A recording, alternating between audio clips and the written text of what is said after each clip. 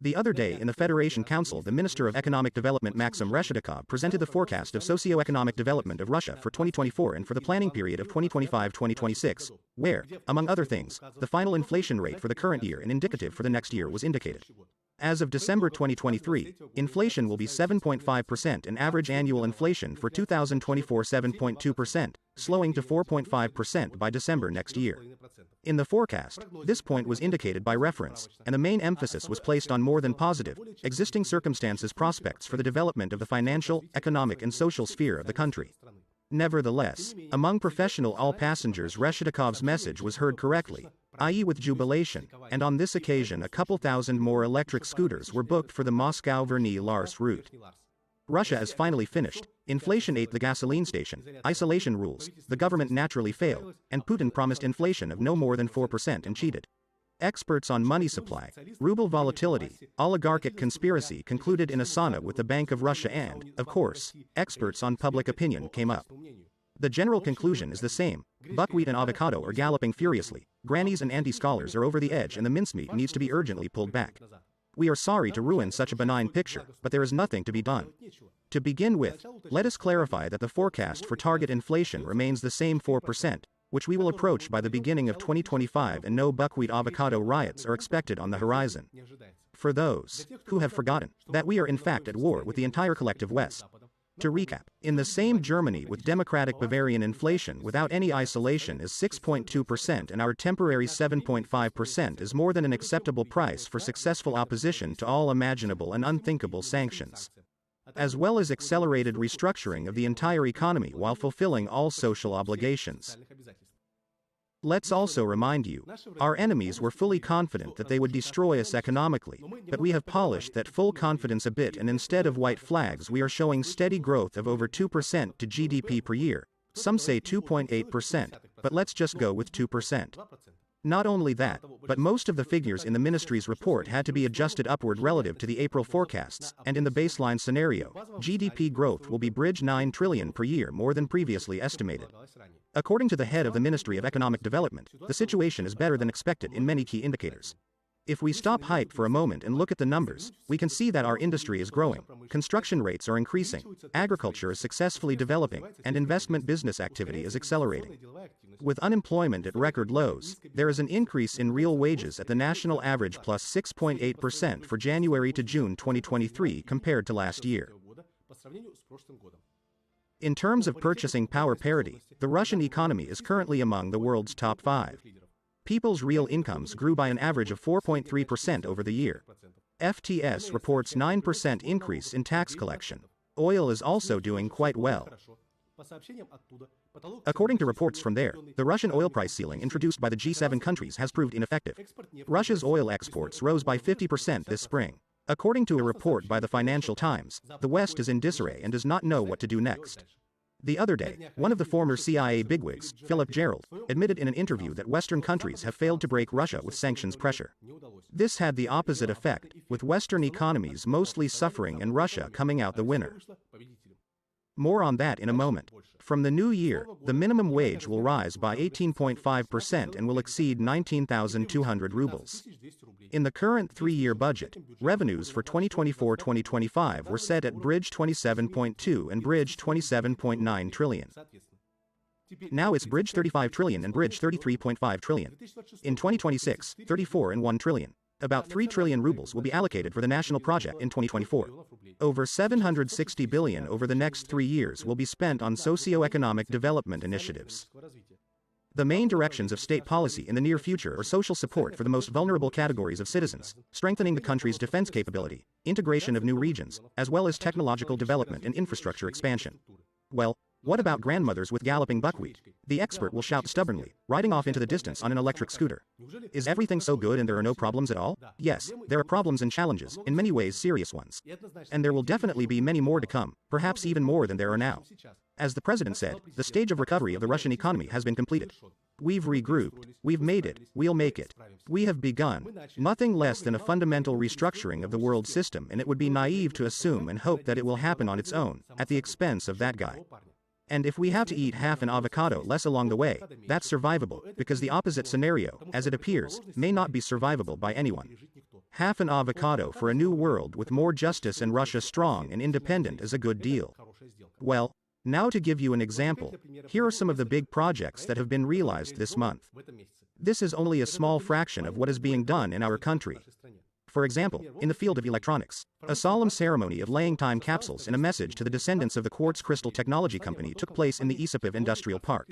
This will be the first and second stages of localization, which will occupy 2,100 square meters to accommodate modern production equipment, where 1,755 square meters will occupy directly the production unit 342 square meters office and laboratory building. By June 1, 2024, the development and production of tooling for diffusion and epitaxial processes for silicon structures up to 200 m in diameter in microelectronics will be launched here. The site is planned to house its own Rhodes Center for scientific research in the production of new glass alloys, new production methods and improvement of production processes, in order to develop a domestic school of high-class specialists in this field. The key enterprise of Russia's Silicon Valley, the city of Zelenograd, will be provided with high-quality and reliable supplies from Russian manufacturers, which is crucial in achieving the country's technological sovereignty. I will also list the large-scale projects. On September 11th, equipment of the Utykin Mining and Smelting Plant's enrichment plant was launched in the Trans-Baikal territory. As a result, the first copper concentrate was produced at the plant.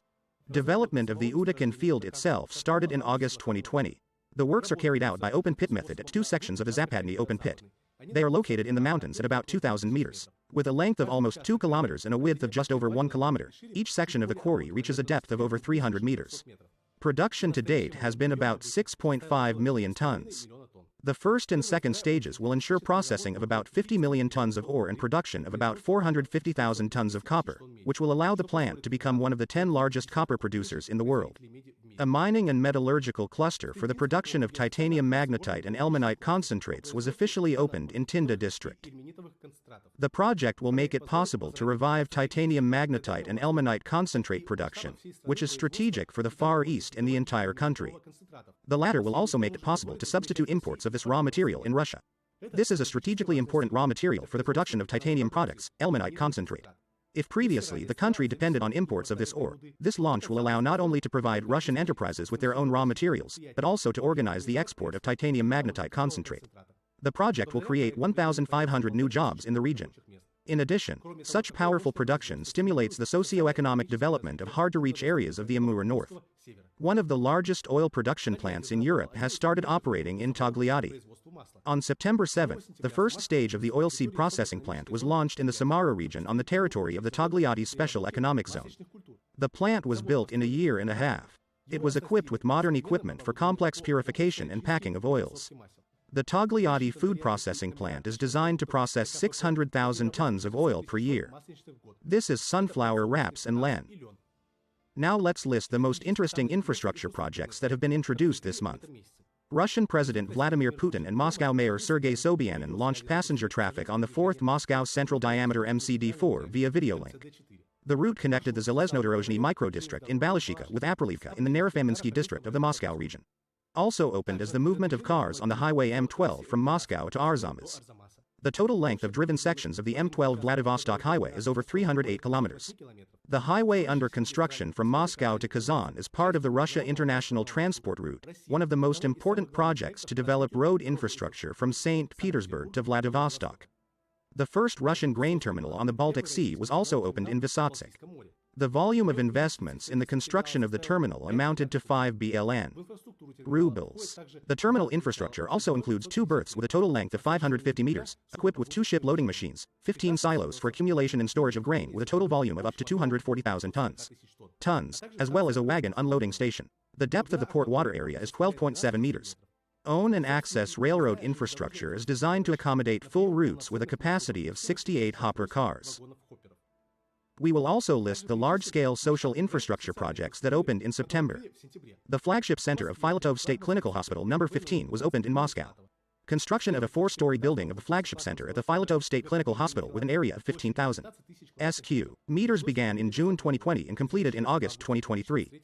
The building is designed to receive up to 200 emergency patients per day, who can receive the full range of necessary care within the first 24 hours. They also opened a new complex of the Infectious Clinical Hospital No. 1 in Moscow.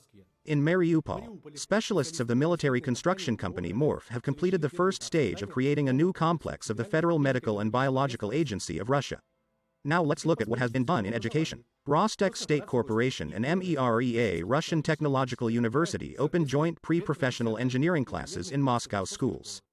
The main goal of career guidance and in-depth academic training of schoolchildren is to popularize engineering professions in the field of radio-electronic industry. Select the best applicants for admission to the Rostec and MEREA Code project. Such engineers will be guaranteed employment at the enterprises of the radio-electronic cluster of the corporation, which are part of the United Instrument Making Corporation and NPO high-precision complexes. Familiarization with the program of advanced training of engineers on the basis of new classes was organized for principals of 11 schools in Moscow, schoolchildren and their parents. In Mariupol, for 6 months restored the Pryazov State Technical University. Russia's first center for early physical development of children was opened in Krasnodar. The multifunctional sports center, Become a Champion, is located on Zipovskaya Street. In it, children will be able to practice the sports that they are better suited for. The center implements a program of early physical development of children developed by Lezgoivat University and the Ministry of Education of Russia. It involves developing the child through gymnastics, swimming, rhythmics, and martial arts. The building has 2 swimming pools of 50 and 25 meters, 8 halls, testing rooms, sports and concert and conference rooms. About 10,000 people can study here. Here is located the newest, one of the best in the country's scientific and methodological center, which allows to carry out scientific support of athletes' training in the sections of biomechanics, psychology, functional diagnostics of sports medicine and others. Anyway, sanctions, where are you?